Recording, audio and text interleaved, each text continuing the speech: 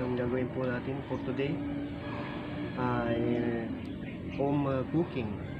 Magluluto tayo ng tubing-tubing, yung shell.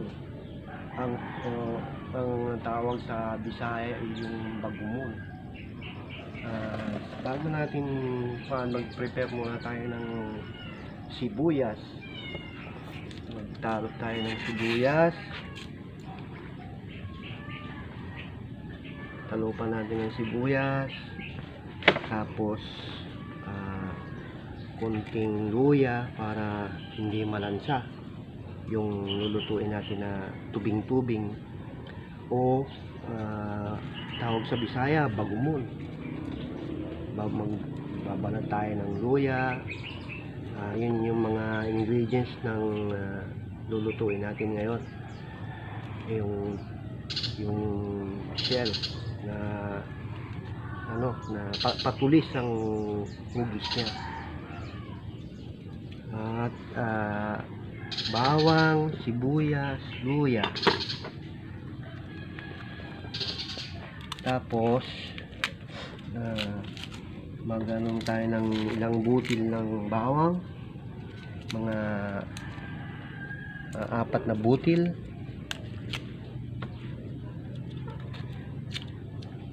Iaano natin guys, tatalupan tapos pipit-pitin tapos tatadtarin.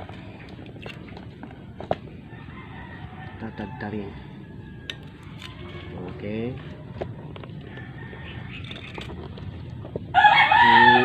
Preparation muna to bago natin iluto yung bago natin iluto yung tubing-tubing. Pwede rin 5 butil ng bawang o kung ano yung ibig nyo, ang gusto nyo. Angkat mo pa rin. So, i-chop na natin yung sibuyas. Ingredients nung lulutuin natin na tubing-tubing o yung bagumon kung tawagin sa Bisaya. Chop natin ng maliliit yung sibuyas, pwede ring malalaki kung gusto nyo, pero ang gusto ni Commander yung maliliit ang hiwa ng sibuyas, bawang, luya. So, umpisahan na nating hiwa-hiwain ng sibuyas. Yun yung ingredients na kailangan natin sa pagluluto natin. Okay guys, tapos naman ng sibuyas, pwedeng isunod yung luya, bawang, kayatin ng maliliit para hindi gaano ayaw kasi ni Commander yung malalaking hiwa ng sibuyas, bawang at luya. Okay, so guys, tapos na natin hiwa-hiwain yung sibuyas. Ito namang luya, hiwa-hiwain ng maliliit para hindi matanggal yung lansa ng lulutuin natin. Iyaano natin sa haluan natin ng luya para matanggal yung lansa ng shell, bagumon o tubing-tubing sa tawag dito sa amin, tubing-tubing. Okay, medyo kahit na konting luya lang para matanggal yung lansa. Ayun naman yung sibuya ay yung bawang, pipit-pitin at hiwa-hiwain din ng maliliit.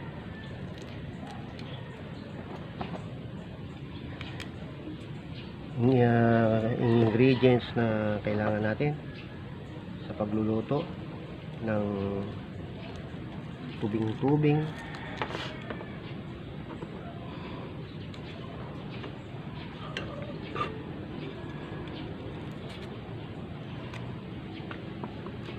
Ito yung pangunahing ingredients. Yung iba wala pa, susunod natin mamaya.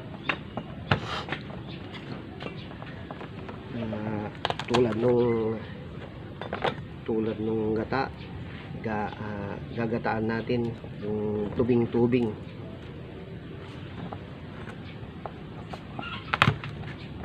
Okay guys, naano natin yung bawang, hiwa-hiwain ng maliliit.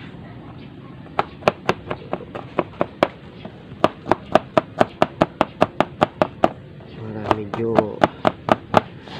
hiwa-hiwain ng maliliit pa pinong-pino.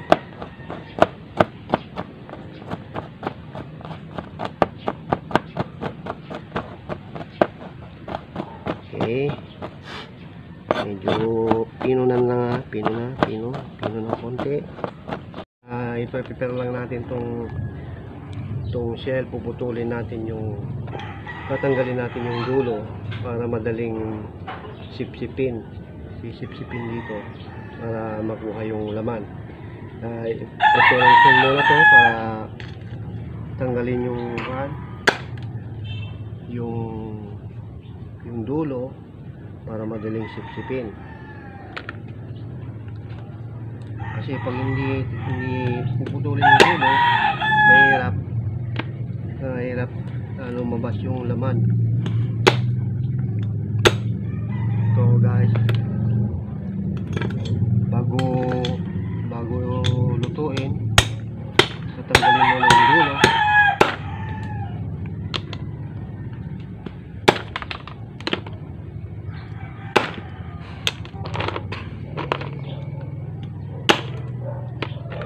Ito guys, tap na lang ang gamitin para madali.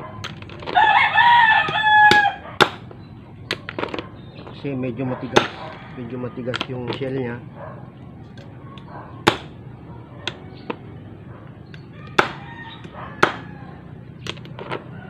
Kasi pag hindi inalis yung dulo, hindi lalabas yung pinakalaman ng shell.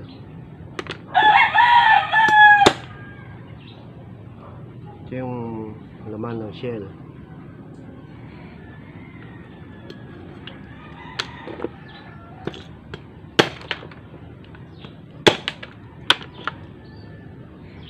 Ito yung itsura niya.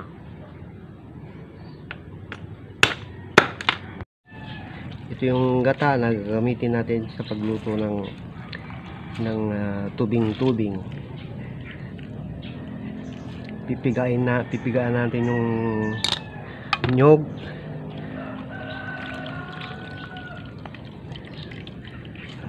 Tatanggalin natin yung sapal, yung pinakakatas ng nyog ang gagamitin natin sa pagluto ng tubing-tubing.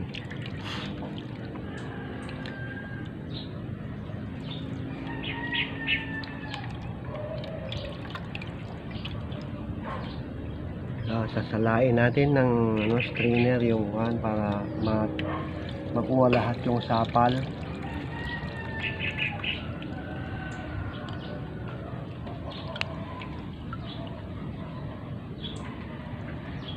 Yung unang piga ng nyog.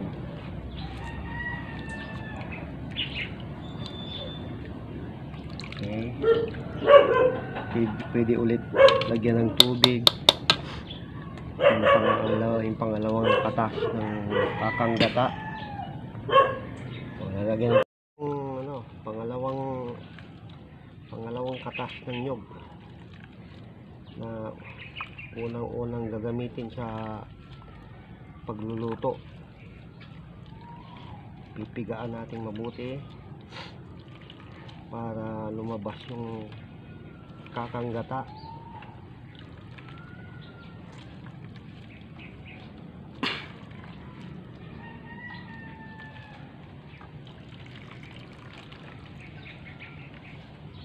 Tanggalin natin yung sapal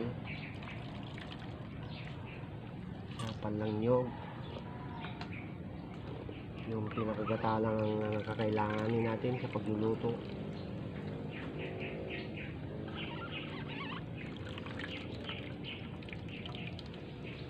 Tapos sasalain natin ng strainer para hindi sumama yung sapal.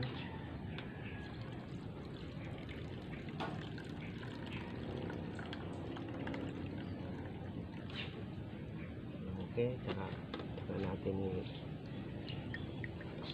parang masala, makuha yung kakanggada.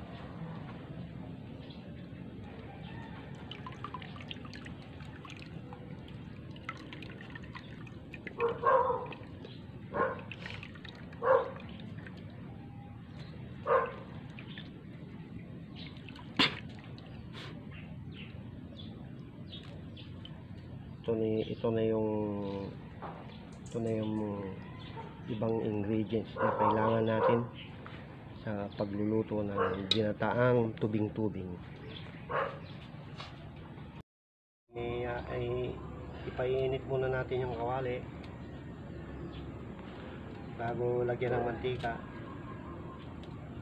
Tapos isasangag natin ng konti yung bawang hanggang sa maging golden brown.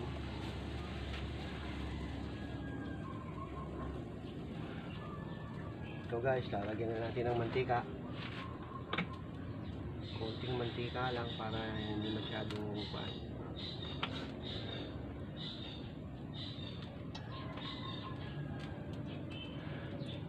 Hinaan natin ng konting apoy.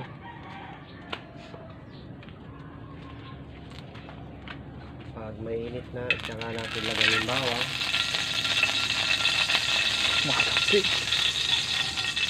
Pwede na natin lagay yung bawang.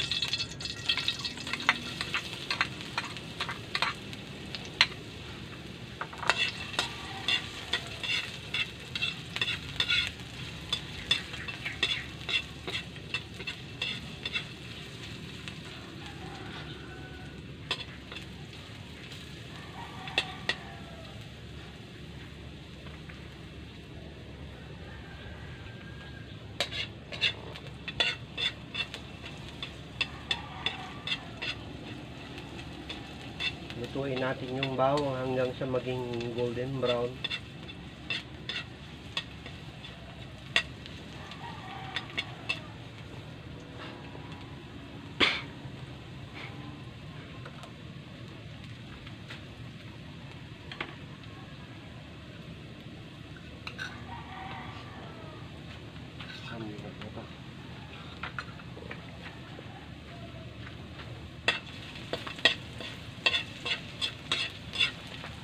Halu-haluin natin ng konti para hindi dumikit, hindi masunog.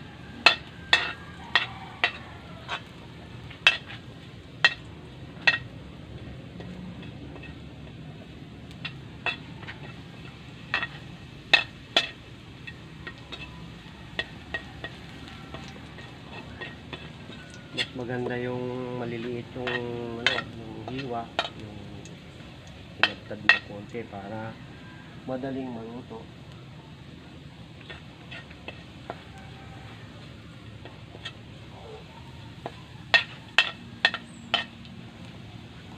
Hinaan natin ng konting apoy, medyo malakas.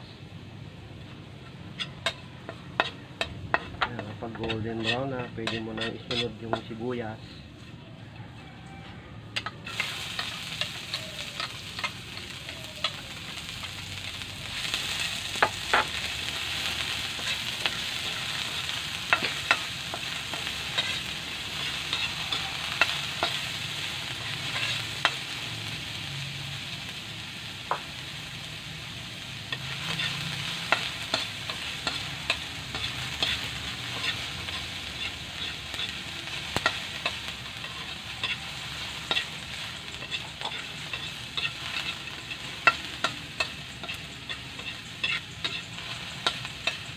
Medyo hinaan yung apoy para hindi masunog yung sibuyas. Pagkatapos, pwede mo na rin isunod yung luya.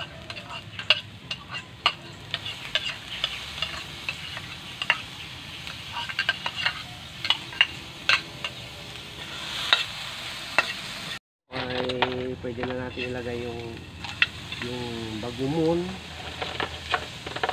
bagumon kung tawagin sa Bisaya. Tubing-tubing naman dito sa amin, Pangasinan. Tubing-tubing.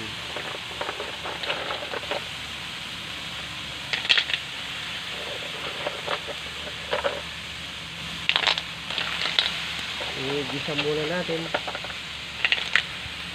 yung tubing-tubing bago natin ilagay yung pangalawang kakanggata, pangalawang piga ng kakanggata. Yun ang magsisilbing parang paglalagaan niya muna.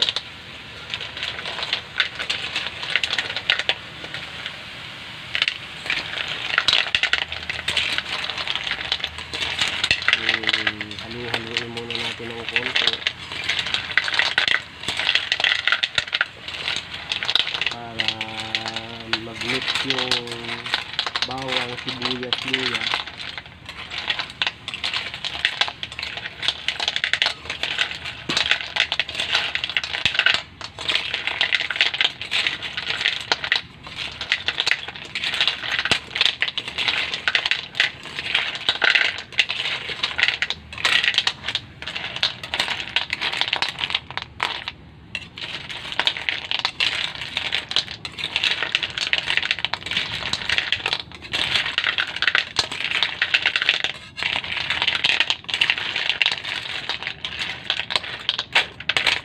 Okay po, pwede na nating ilagay yung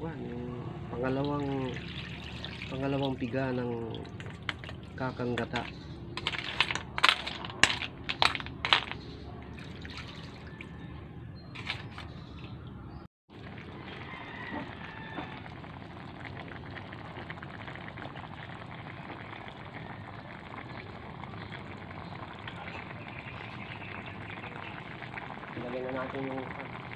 Ilalagay na natin yung yung unang piga ng gata.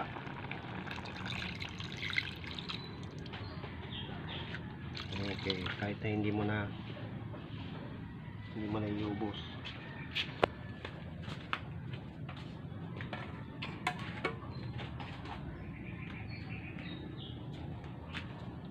Tapos halu-haluin natin ang konti. Teka lang. 10 to 15 minutes mo papakuluan.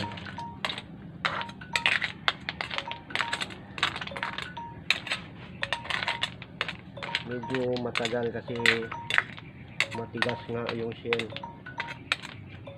Medyo 10 to 15 minutes. Halu-haluin ng konti para yung sa ilalim, sa ibabaw naman, para maluto yung nasa ilalim, ibabaw natin, para yung nasa ibabaw maluto naman siya. Mga 10 to 15 minutes mo papakuluan.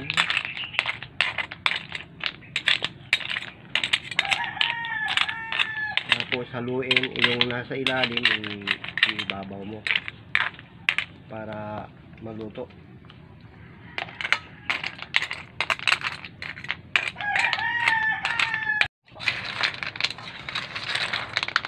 Pwede nang hanguin. Minuto sa gata na tubing-tubing. Pwede nang patayin yung kalan.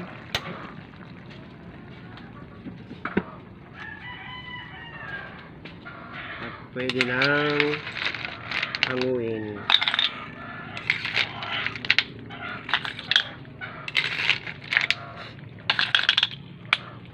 Okay guys,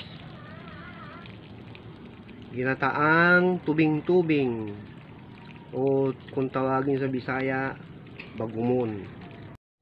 Dito ko natatapusin yung video ko. Salamat sa panonood. Salamat sa panonood sa YouTube channel.